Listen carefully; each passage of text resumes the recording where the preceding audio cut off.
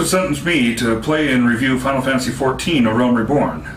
Since the servers are on maintenance right now, I figure I'd try to squeeze this in. I'm not quite to the level cap, but I've played enough to see if I like and think if it's a worthy game of the Final Fantasy name and if it's a good MMO. So, in short, is it? Yes and yes. In long, this is a Final Fantasy game.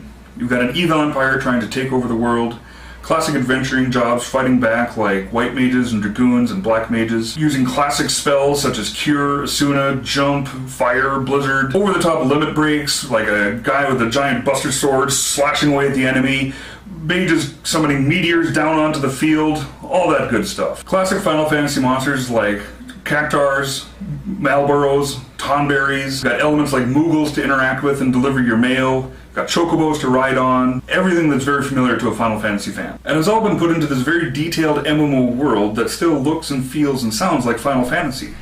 And that's either good or bad depending on how much of World of Warcraft or its clones that you've played.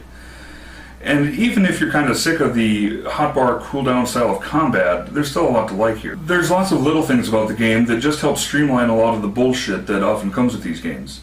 There's a great UI that's modifiable. There's a dungeon finder that helps form groups together for the dungeons that you're going to have to do. There's a great inventory system that keeps all of your gear and your regular items separate. But all of that is not the shining feature of this game. That's just the frosting. The cake is the class system. You only need one character to do everything in the game. You can level every crafting, gathering, and battle class to 50 if you're willing to put in the time. You're going to need to because in order to unlock your job, you have to level another related class to 15. And that's where you're going to get some of your more iconic Final Fantasy abilities. You can equip some abilities you've learned from other classes, giving you some customizability and flexibility. Equipping your job allows you to access your new iconic and special abilities, but you lose some cross-class abilities in the process.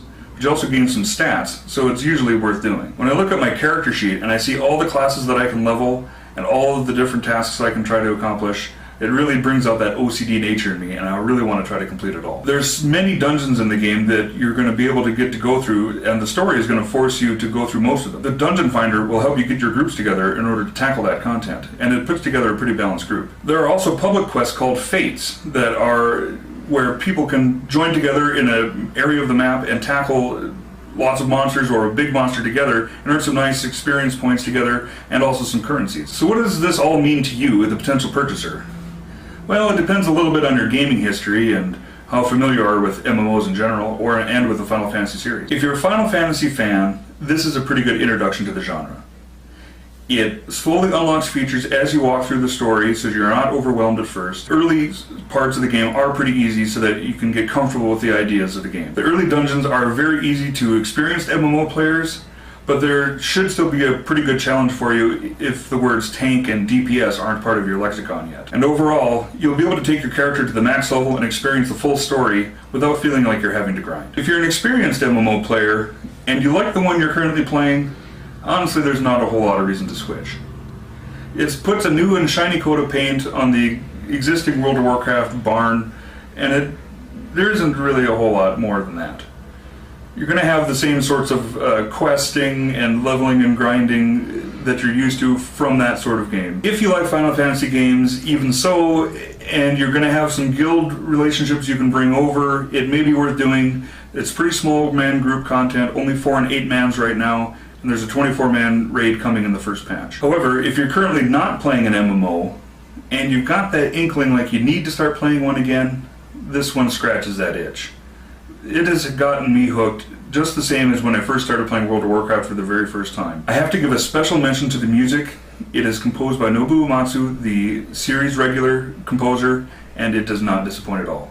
I love the music in this game. Well, I think it's time to give my final rating to the game out of 10. We don't do that!